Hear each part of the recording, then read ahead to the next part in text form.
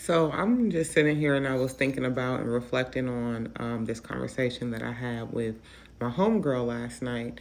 And she was talking about how she has been going to God about this thing, right?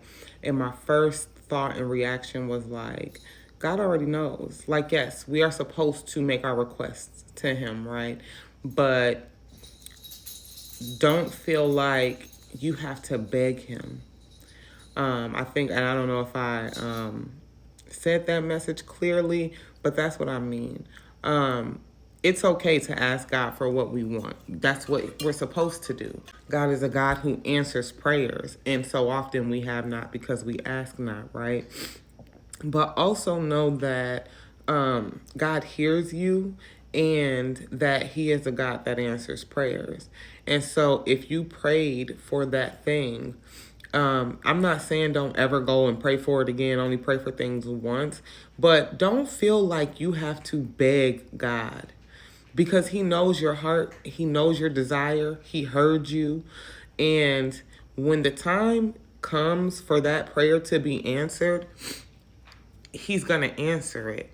And if you feel like you haven't gotten the answer, sometimes that's your answer.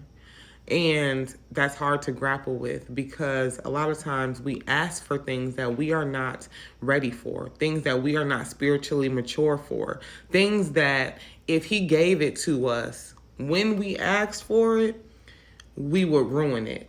We wouldn't know what to do with it. We would fumble the bag. If God made some of us millionaires, we probably kill ourselves with that money, right? If God gives, He's not going to give you something before you are ready for it. Just as if you have your own child, it doesn't matter if they're 6'4", but if they're only 13, you're not going to go and give them the keys to your car because they can harm themselves with that car, right? So you're not going to entrust them with driving. They got to get a little older, they got to mature, they got to pass the tests, and then they can get their license and they can drive. The same is true for us in life. There are some tests that we may still have to pass before we can get that thing that we are asking for. So don't feel like God is ignoring you, but also know that you don't have to beg Him, that He hears you and He wants more for you than you could ever go and ask Him for. And so if you haven't heard from Him or you haven't gotten your answer yet, just be still and be patient and know that He heard you.